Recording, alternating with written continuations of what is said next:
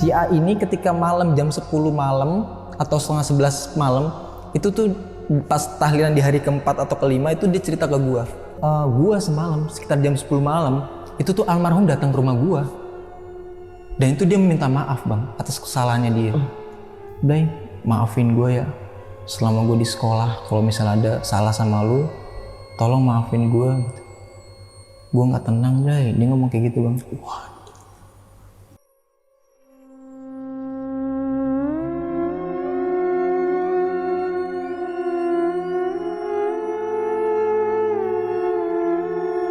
Dan pas gua masuk ke yang kamar mandi kedua, gua ngencing, dan itu tuh ada orang kayak nangis bang. Dia nangis merintih kesakitan bang. Merintih kesakitan, gua kaget dong, wah merintih kesakitan kenapa nih gitu kan. Gua akhirnya keluar tuh bang karena panik, gua tungguin itu si anak tuh nggak keluar bang, nggak keluar. Nah selang 15 menit atau 10 menit itu, akhirnya memutuskan gua buat buka tuh pintu. Akhirnya gue buka bang. Pas gue buka itu,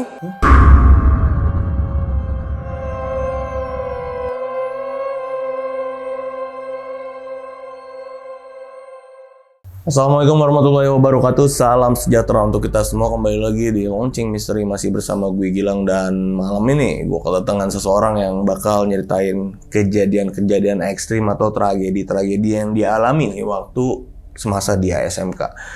Jadi waktu itu dia sampai kehilangan 2 temennya nih karena tawuran pelajar. Di sebelah gue udah ada Rizky, Ki. iya bang. Thank you Ki ya, Siap, udah bang. datang ke Bekasi nih jauh-jauh nih Siap, dari Jakbar buat kesini nyeritain ini sama sahabat lonceng. Ki, ini yang mau diceritain sama lo yang waktu itu videonya sempat viral kan? Viral se-Indonesia itu. Yang pas di tawuran di mana tuh? Di Tangsel ya, daerah Tangsel apa Iya daerah mana tuh? di Tangsel lah. Yang nuncep itu kan? Iya. Yang nuncep sampai ke sini. Itu temen lo ternyata. Sahabat gue sendiri. Sahabat Sahabat gue sendiri. sendiri.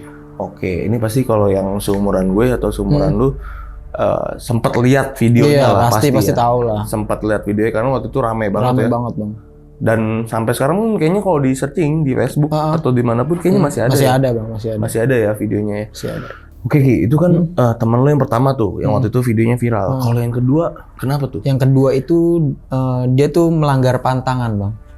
Kayak gitu. Dia tuh ngisi ilmu hitam di ABA di salah satu di daerah Banten. Oke. Dan dia tuh meninggal karena dia tuh ya melanggar pantangan di hari Jumat. Ya pokoknya berarti dia nih melanggar suatu pantangan lah ya. Iya bang. Yang memang sebelumnya nggak boleh nih Nggak dilakukan. boleh. Maka dari itu dia meninggal dunia. Oke, dan baru habis itu banyak nih kejadian-kejadian horor yang ada, atau ada beberapa kejadian horor yang lu alamin waktu itu ya, terkait meninggalnya 2 temen lu ini. Betul. Oke, dan ditahan dulu Ki ya ceritanya. Siap. Jadi buat sahabat lonceng nih yang penasaran sama ceritanya Rizky, wajib banget nonton video ini dari awal sampai habis, jangan ada yang di skip. Dan buat kalian yang belum subscribe Lonceng Misteri, buruan langsung subscribe Lonceng Misteri, biar gue makin semangat ngasih konten-konten horor lainnya sama kalian semua. Ya udah Ki, langsung kita mulai aja nih ceritanya.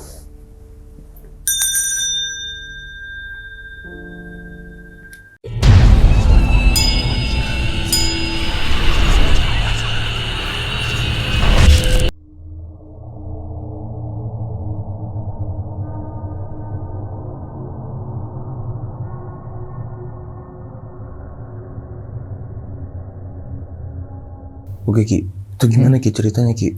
Jadi awal kronologinya gini bang. Jadi sekitar tahun 2016 itu kan gue baru pertama kali masuk sekolah bang ya. Dimana pada saat itu tuh lagi zamannya tawuran bang. Oke. Dan akhirnya gue masuk sekolah di salah satu sekolah di Tangerang Selatan.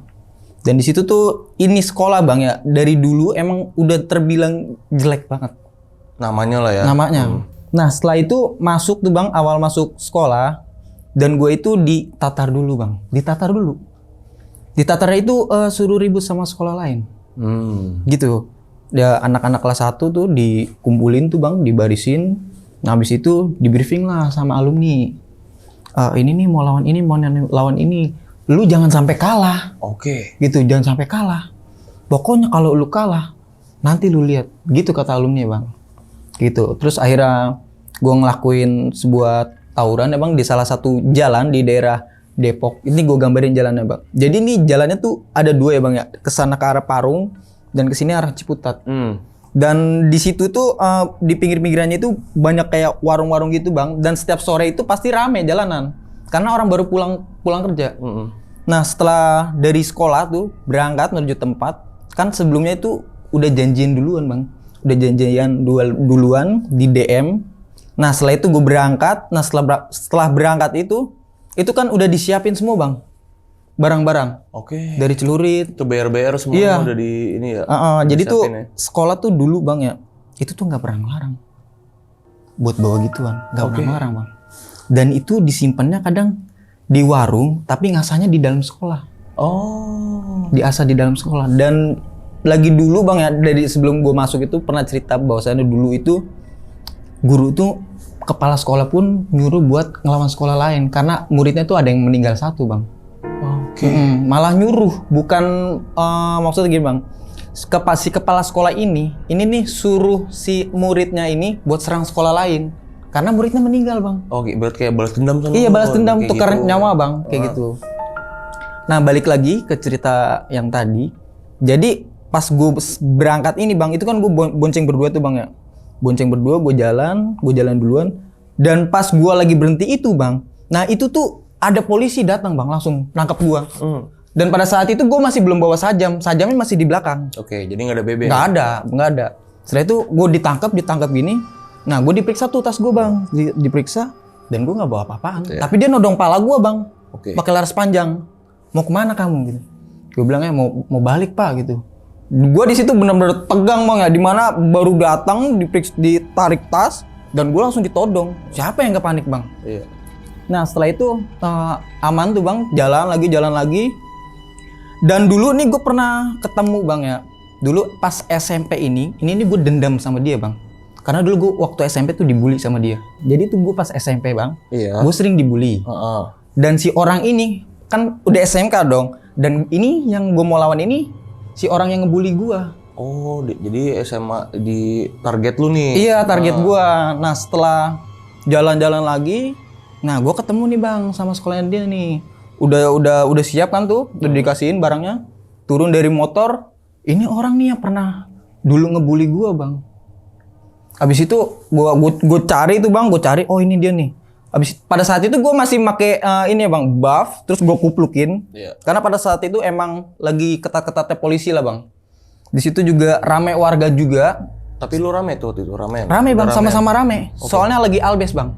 Semua basis. Nah abis itu gue maju, nah ini orang yang dulu ngebully gue tuh, gue kejar tuh bang. Gue kejar, gue bagi. Dapat bang. Sininya nih. Tapi jadi tuh gue nggak bagi kenceng banget bang, gue bagi, tapi kan nancep nih ya. Dia narik sendiri, bukan gue yang nyabet, gue yang narik. Gue cuma nancepin doang sebagai tanda doang bang, sebagai tanda. Setelah gue tahu dari grup SMP bang, ternyata dia ini mengalami koma bang. Koma. Udah tuh bang, udah kelar masalahnya. Nah di kelas 2 ini bang ya, di kelas 2 ini gue mulai kayak bandel banget bang. Oh ini lu udah kelas 2 nih ceritanya? Udah kelas 2 nih, udah kelas 2. Nah setelah kelas 2 ini, gue kayak diajak sama teman-teman gitu bang untuk mengisi badan. Mengisi badan, oke. Dan di situ gue masih belum percaya bang bahwasannya ilmu hitam itu pada saat gue masih sekolah bang ya, itu masih belum percaya bang. Ilmu hitam itu ada. Dan setelah gue diajak sama teman gue, lu mau nggak? Kemana? Ke Banten. Ngapain? Misi. Biar apa? Terus kata dia bilang biar kuat badan kita gitu. Jadi setelah itu oke, ayo gitu. Gue karena rasa penasaran gue itu muncul bang ya, makanya gue ikutin apa kata dia. Kayak gitu. Akhirnya gue ke Banten tuh berdua sama dia. Gue diajak ke salah satu daerah di daerah Banten. Itu tuh bener-bener pedalaman banget bang. Jadi tuh anak-anak itu bilangnya abah. Bilangnya abah. Dan di sana tuh langsung disapa sama abah. Oh ketemu nih sama si abah. Terus temen gue ini bilang, bah ini. Gue di situ duduk ya bang, duduk. Nah di situ tuh lagi ada satu orang bang, yang lagi dibagi-bagiin. Lagi di testing bang, lagi di testing. Dibagi dan itu nggak kenapa-napa. Dan gue di situ masih belum percaya bang, karena diri gue sendiri yang belum ngerasain dong gitu. Nah setelah itu gue ngelakuin sebuah ritual bang. Ritual itu di hari malam Jumat kebetulan pada saat itu. Gue disuruh ke belakang rumahnya. Itu tuh gue dimandiin kembang bang. Oke. Dimandiin kembang. Setelah itu gue balik lagi. Setelah itu gue dikasih 2 pilihan. Mau makan pelor atau makan padi. Terus gue tanya dong. Fungsinya 2 ini tuh apa gitu. Kalau misalnya padi itu kebal tapi ilmunya ilmu putih katanya gitu bang. Oke. Dan gue di situ masih belum percaya putih maksudnya gimana, gue gituin kan bang. Terus yang pelor ini bang, yang pelor ini tuh supaya lebih kuat dan kita semakin jauh dari yang di atas itu semakin kuat itu bang ilmunya. Dia ngomong kayak gitu. Dan akhirnya gue milih yang pelor ini dong bang. Gue milih yang pelor, terus gue makan. Setelah itu dibacain kayak kayak Arab gundul gitu, dia yang bacain. Setelah dibacain gue masuklah ke sebuah ruangan tuh bang. Nah pas dimasukin ke sebuah ruangan ini bang, gue benar-benar dites bang. Dites pakai celurit, dibagi pakai celurit, dibagi dan itu gue baru percaya bahwasannya ilmu seperti itu tuh ada bang. Apa yang lu rasain waktu lu Itu cuman kayak membel doang bang, membel. Tapi sakitnya tuh nggak ada. Tapi tetap ada rasa nggak kena ke kulit? Ada membel bang, rasanya kayak kayak kena benda tumpul iya, aja. kayak benda berarti? tumpul gitu. Terus setelah itu, oh iya ternyata bener ya ilmu ini tuh ada gitu. Nah setelah itu gue balik lagi ke ruangan yang di depan tadi. Nah setelah itu gue dibilang kalau misalnya itu dia punya pantangan tersendiri bang. Iya. Itu tuh nggak boleh makan yang bekas pengajian. Itu tuh kalau misalnya sholat semakin kita jauh dari yang maha kuasa itu semakin kuat juga. Dan kalau misalnya melakukan sebuah tawuran itu jangan di hari Jumat. Oh. Gitu. Iya. Nah setelah itu, ya bah saya siap gitu kan. Nah setelah itu gue balik lagi tuh ke rumah. Nah selama gue ada di dalam diri gue tuh bang ya benda pelor itu tuh ketika ajan itu tuh badan udah ngerasa nggak enak bang, nggak nyaman banget bang, nggak nyaman banget. Kayak misalnya kan Allah itu kayak ngerasa gelisah gitu bang, ngerasa gelisah gitu. Terus juga nyokap bokap gue kan pada saat itu kan emang dibilang rajin sholatnya ya bang ya. Gue sampai nggak betah di rumah bang. Akhirnya gue memutuskan buat pergi ke rumah teman gue ini. Dan dia kan emang orang seberang ya bang, merantau di sana. Dan akhirnya gue nginep di rumah dia. Lu tinggal di situ? Gue tinggal di situ. Nah setelah itu udah beberapa hari bang ya, beberapa hari di situ gue mulai coba buat tawuran tuh bang. Oke. Mencoba nah gimana sih kayak gitu kan. Nah setelah dicoba janjian gitu bang, janjian sama sekolah lain dan dicoba gue tepis-tepisin dan ternyata bener nyata bang. Itu nggak kerasa sama sekali bang. Ini pas kapan nih? Pas tawuran? Pas tawuran antar sekolah, tapi bukan sama yang rival ya bang. Gue dibagi gitu, gue tepis-tepisin dan itu ternyata nyata bang, nggak kerasa sama sekali, cuma benda duk kayak gitu. Dan ternyata gue baru tahu bang ya, di ilmu hitam itu ada sebuah kayak tingkatan-tingkatannya bang. Itu ada yang kebal bacok, ada yang kebal tembak, ada yang kebal dibom. Oh. Ada tahapannya. Gue dikasih tahu sama si Abah kayak gitu. Dan gue itu masih tahap awal banget lah bang, masih tahap awal. Nah setelah itu lanjut ke cerita yang tadi bang, setelah gue tepis-tepis itu emang nggak berasa sama sekali bang, nggak berasa sama sekali. Terus gue bilang sama teman gue, cuy, iya ya paten ilmunya cuy, kayak gitu bang. Nah ada di mana hari selanjutnya tuh bang, setelah gue ngelakuin tawuran ini nih gue lagi hari sial bang, gue melanggar pantangan bang. Apa yang lu langgar waktu itu? Pada saat itu gue janjian di hari Jumat. Oke. Di hari Jumat. DM terus janjian di mana tempatnya. Setelah sampai di lokasi itu bang, gue kena bang. Lu lupa apa emang sengaja nih? Lupa bang. Lupa. Okay. Abis itu gue dibagi tuh sebelah sini nih bang, ada fotonya juga masih ada di rumah. Ini sampai sekarang masih bekas? Masih bekas bang. Oke. Dibagi sama dia, tembus nih bang. Nah setelah itu kata si Abah ini bawa ke sini. Saya tuh gue nggak ke rumah sakit bang, tapi ke guru gue. Si Abah. Gue ke Abah, sampai di Abah, kenapa? Tembus. Kamu main hari Jumat ya? Digituin bang, dibentak. Kamu main hari Jumat? Iya bah, maaf ya bah. Gitu.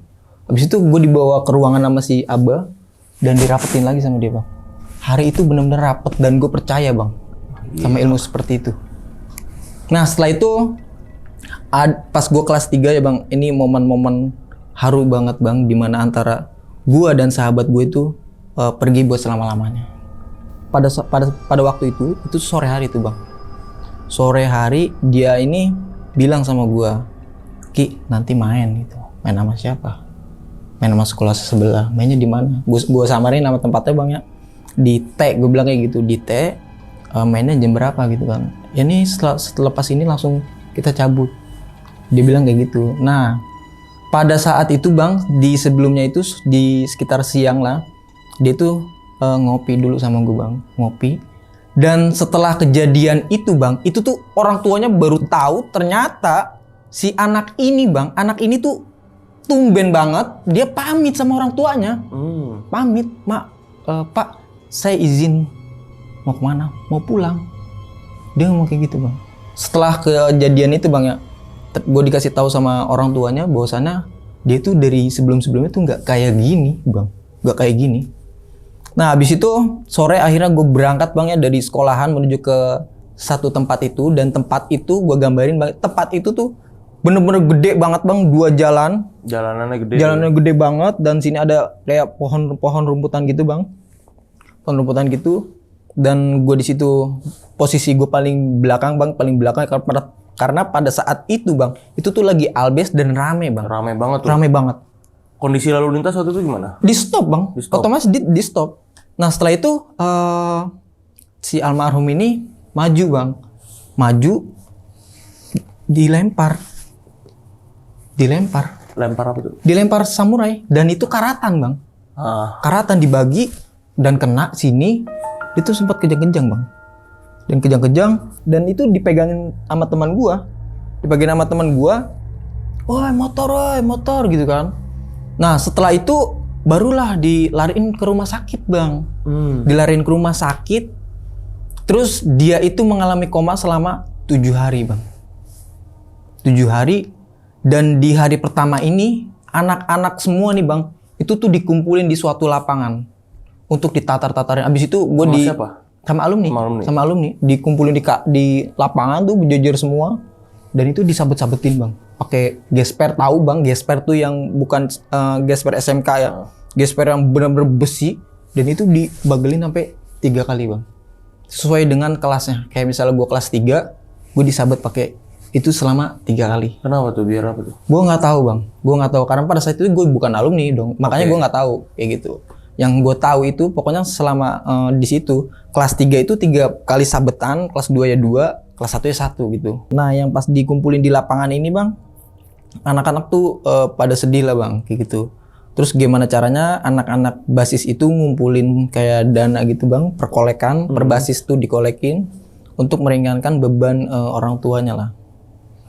Terus abis itu dana udah kumpul, terus akhirnya gue ke rumahnya bang, dan ternyata dia ngomong seperti itu ke gue, ke anak-anak lah. Iya, almarhum itu sebelum berangkat itu dia tumben, dia tuh enggak gimana ya, dia itu pamit, dan sebelum itu dia nggak pernah sama sekali, dia tuh selonong boy bang, selonong boy. Iya anak-anak si almarhum kelihatan aneh banget gitu bang. Dan di situ tuh orang tuanya tuh bener-bener nangis-nangisnya bang. Gimana ya bang ya? Di satu sisi dia di 9 bulan mengandung kan orang tuanya, si ibunya. Terus meninggal cuma gara-gara suatu hal bodoh yang dia lakuin seperti itu.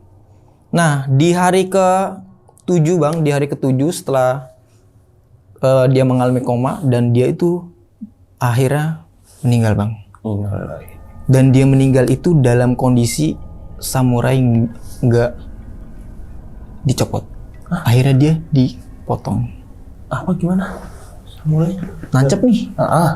Dan itu samurainya nggak dicabut sama si dokter bang, tapi dipotong. Oh. Karena itu udah karatan banget bang. Kata dokternya itu nggak mungkin bisa dicabut. Dan salah satu caranya adalah dipotong. Akhirnya dia meninggal dalam kondisi masih di dalam. Kayak gitu bang. Ya kan itu nancep kan ya? Nancep bang, nggak bisa dicabut. Gitu. Terus akhirnya si almarhum ini dikuburkan, Dan pada saat itu anak-anak pada ikut kuburin semua. Dan dari pihak sekolah itu juga ya gimana bang ya, pada saat itu langsung geger banget dah bang. Geger banget di sekolahan. Ada TNI, polisi setiap dari pagi nih bang ya. Itu tuh udah nggak ada belajaran bang. Itu tuh edukasi terus dari polisi, dari pemerintah, dari manapun itu pasti edukasi bang. Jadi selama kejadian itu bang, itu tuh viral sampai satu Indonesia itu bang. Iya, videonya juga kemana-mana itu. Pasti rata-rata dari sini sebagian besar juga ada banyak yang lihat videonya. Iya betul bang.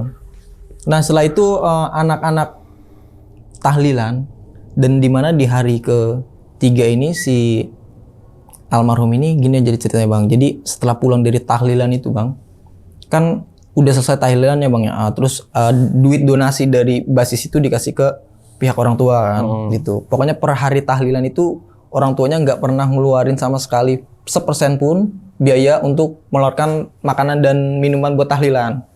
Akhirnya anak-anak inisiatif duitnya dikasih ke si bapak ini. Terus akhirnya setelah anak-anak pulang itu bang, anak-anak pulang itu sekitar jam 10 malam bang. 10 malam anak-anak pulang ke rumahnya masing-masing. Nah di hari ke-4 atau ke-5 ini bang, itu tuh di rumahnya si perbasisnya masing-masing itu tuh ada yang ngetokin pintu bang. Jadi teman gua ini namanya si A bang ya. Si A ini ketika malam jam 10 malam atau setengah 11 malam itu tuh pas tahlilan di hari ke-4 atau ke-5 itu dia cerita ke gua. Bray, gua semalam sekitar jam 10 malam itu tuh almarhum datang ke rumah gua. Dan itu dia minta maaf bang atas kesalahannya dia. Minta maaf. Dia ngomong, Bray, maafin gue ya. Selama gue di sekolah, kalau misalnya ada salah sama lu, tolong maafin gue gitu. Gue nggak tenang, Bray. Dia ngomong kayak gitu bang. Dia cerita ke gue. Terus dari salah satu basis lagi, itu dari ketuanya itu pun juga sama bang. Perbasis itu didatengin sama si almarhum dan jawabannya pun sama bang. Dia cuma minta maaf atas kesalahannya dia selama di sekolah. Dan pada saat gua pengambilan rapot pun dari si guru ketua kelas gua, dia juga ngomong bang, dia juga minta maaf atas kesalahannya dia seperti itu. Dan di hari ke-7 bang, hari ke-7 tuh dimana hari-hari sedih banget bang, bahwasana semua itu udah nggak satu lagi, jadi nggak nyatu lagi gitu bang. Terus juga dari orang tua mengedukasi ke teman-teman juga, udah stop buat tawuran ya, sambil gimana bang ya, sambil nangis sek-sekan lah bang. Itu dimana momen-momen haru banget lah bang. Di situ akhirnya gue udah mulai tobat ya bang, bahwasanya dimana hal yang seperti itu tuh nggak harus dilakuin ya bang. Boleh kita kan lagi nyari jati diri, bolehlah melakukan sesuatu yang merugikan diri kita, nggak apa-apa lah, kayak misalnya contoh mabok atau gimana pun. Yang penting tuh jangan sampai ngerugiin orang lain seperti itu bang. Entah itu ngebagi orang sampai dia meninggal kayak gitu. Nah pada saat itu gue udah mulai tobat dan semua yang ada di diri gue tuh gue dilepasin semua. Dan akhirnya tuh kebetulan pada saat itu 2019 bang ya, 2019 di hari bulan Maret kalau nggak salah, pada saat itu bang, itu tuh lagi pengambilan rapot bang, pengambilan ijazah. Karena kan itu berapa bulan lagi tuh bang, selang berapa bulan lagi tuh lulus bang. Lulus. Nah jadi sebelum gue pengambilan rapot itu bang, dimana pada saat itu gue harus kehilangan teman gue satu lagi bang.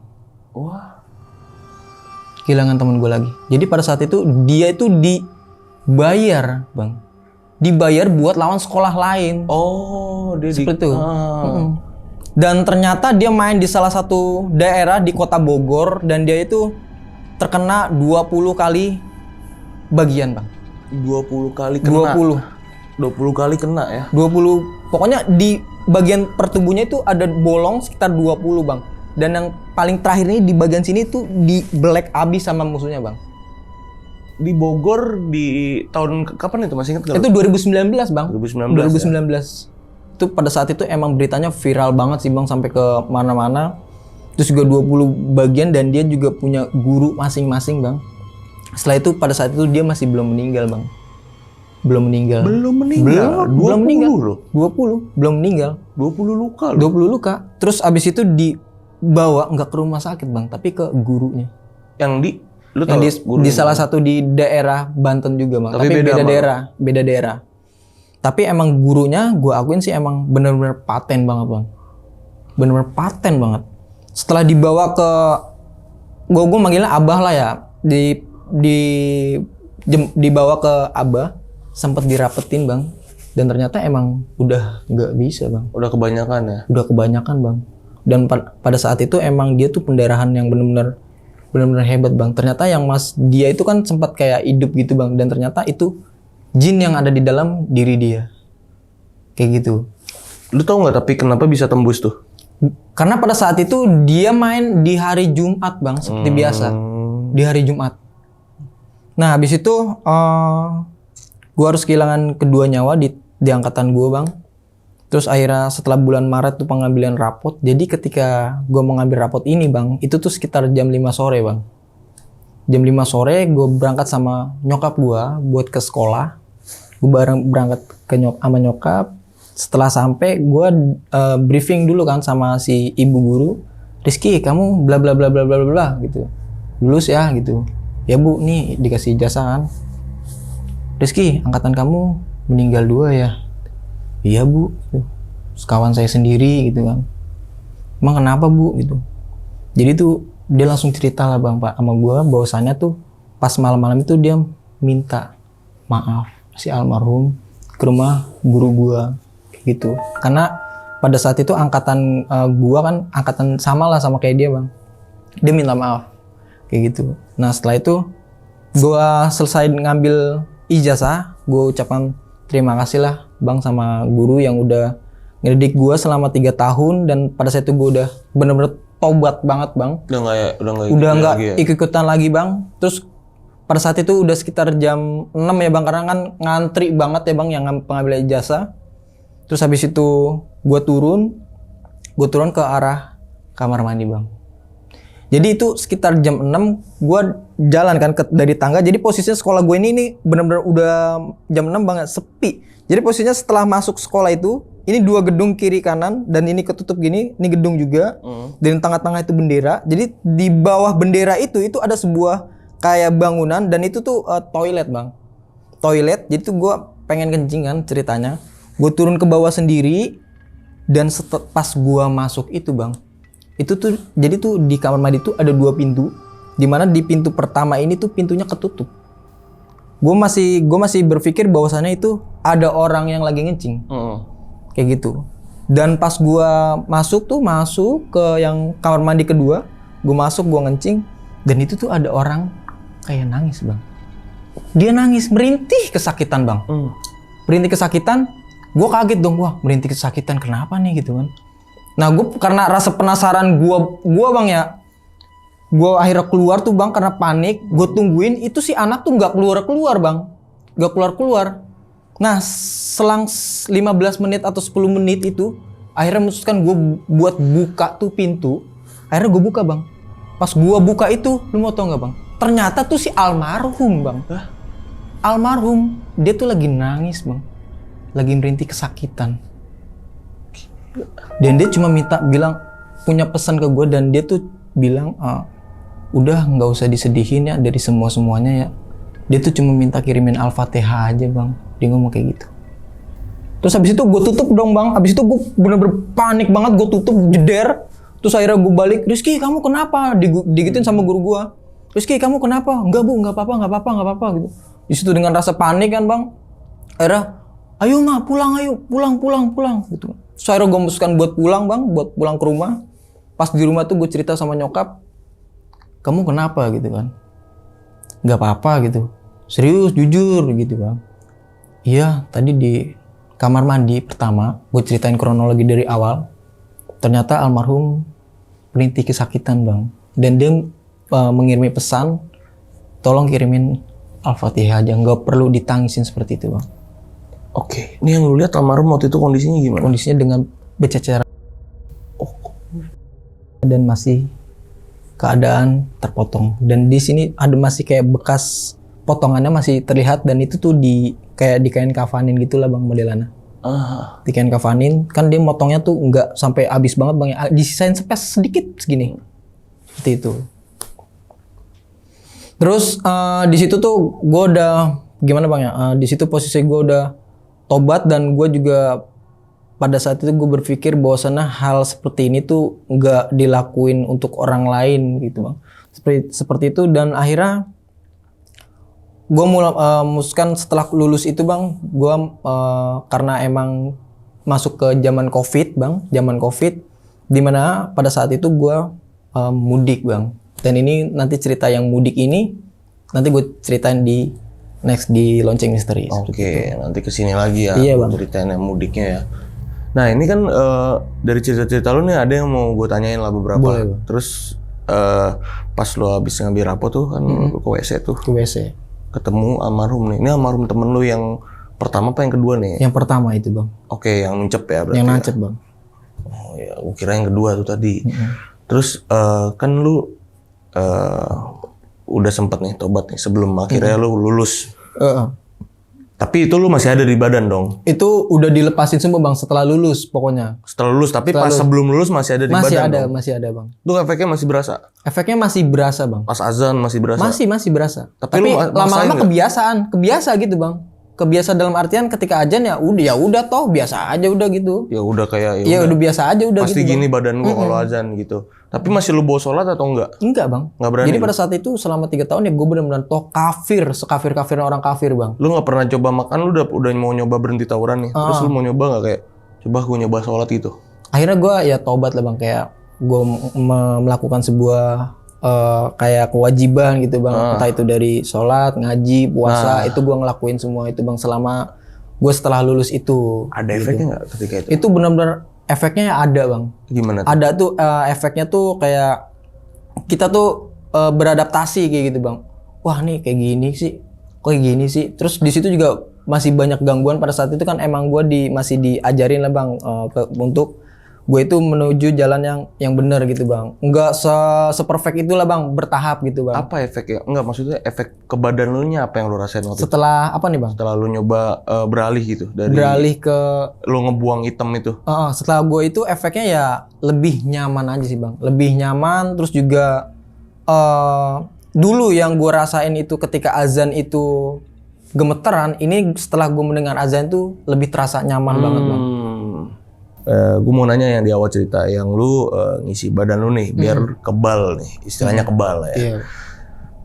Kan ada ritualnya sama si Abah. Sebelumnya tuh lu ada nggak sih buat bayar gitu atau gimana? Si Abah ngasih tarif nggak sih di awal? Jadi gue ceritain gini bang. Jadi tuh Abah itu emang udah terkenal dari dulu bang, di zaman sekolah alumni dulu. Bahwasannya Abah tuh emang udah dari dulu nggak pernah nargetin si siswanya tersebut.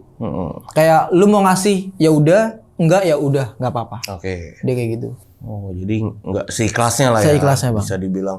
Dan banyak ternyata ya, nggak cuma di situ doang ya. Iya, ada lagi bang. Ada lagi tempat-tempatnya banyak. Tempat-tempat banyak bang. Bahkan temen lu yang kedua itu yang meninggal si almarhum ini beda tempat ya sama lu. Beda tempat almarhum bang. Oke. Tapi gue mau nanya dari sisi emang kayak spiritualnya sama horornya nih. Kalau semenjak lu dipasang nih, diisi, lu suka dapat sinyal-sinyal nggak sih kayak sesama orang yang masang ilmu ini ada kayak sinyal gitu nggak sih? Oh lu punya lu ya, lu enggak nih. Ada jadi nggak sih yang lu rasain? Jadi tuh kayak gini bang. Jadi ceritanya kalau misalnya dari sesama perguruan itu tuh kayak nggak bisa ngerasain bahwasanya dia punya ilmu kayak gitu bang. Tapi ketika dia ada ilmu putih nih bang, misalnya nih teman gue nih bang, entah dia rajin ngaji, rajin sholat kayak gitu, itu tuh ada kayak benturan seperti kayak ngerasa gitu bang, kayak setrum gitu bang, kayak untuk tolak menolak.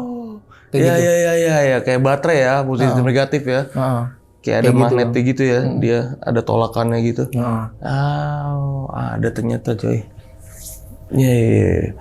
Kalau musuh pun misalnya lu lagi di jalur nih, lu lagi di jalur. Terus lu bisa tahu nggak, nih musuh ada nih dari cuman Dari kayak situ- sepenglihatan doang gitu. Oh, berarti kalau kayak gitu bang ya, itu udah tahu bahwasannya ketika dia posisi paling depan dan dia tuh nggak bawa sajam, itu dipastikan bahwasannya dia punya ilmu. Ya, Kayak gitu. tanker lah ibaratnya Tanker, dia, kayak gitu, tankernya ya. Heeh. Kalau di Mobile Legend tuh.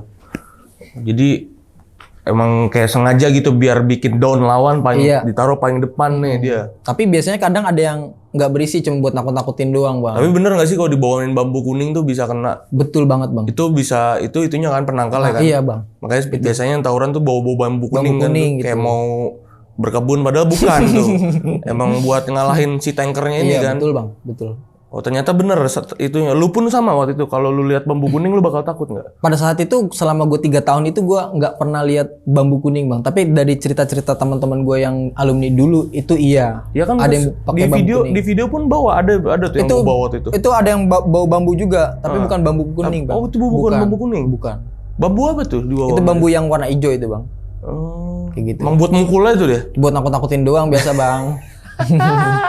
Tahu sendiri yang di depan kan udah pada megang batangan semua. Kayak gitu. Gitu ternyata. Nah Ki, kan tadi lu bilang nih ini di Abah bisa nih kayak upgrade skill lah. Kalau kasarnya begitu ya. Kalau di game nih. Kan kalau lu kan di awal kebal bagi, terus kebal tembak, sama kebal bom. Nah itu ritualnya beda nggak sih Ki? Beda-beda bang. Tahapannya nih gimana? Jadi tuh kalau misalnya kita mau kebal tembak itu tuh ada ritual, namanya tuh ritual apa gue kurang tahu bang. Gue tapi dikasih tahu sama teman gue, dia tuh ritualnya dikubur hidup-hidup bang. Oh kayak pati geni. Kayak berarti. seperti itulah. Dia tuh dikubur selama 3 hari. Dan itu dipastikan dia nggak bakal meninggal bang. Udah dijamin sama Abah seperti itu. Oke. Itu yang kebal tembak. Oke. Itu yang kebal tembak. Itu dulu lu nanya langsung sama si Abah? Gue nanya langsung sama si Abah. Oke. Kalau ini tahapannya seperti ini ritualnya. Tapi sebelum ke ritual itu ada syaratnya nggak sih? Ada bang syaratnya yang tadi gua kasih tahu. Nggak boleh makan dari taziahan.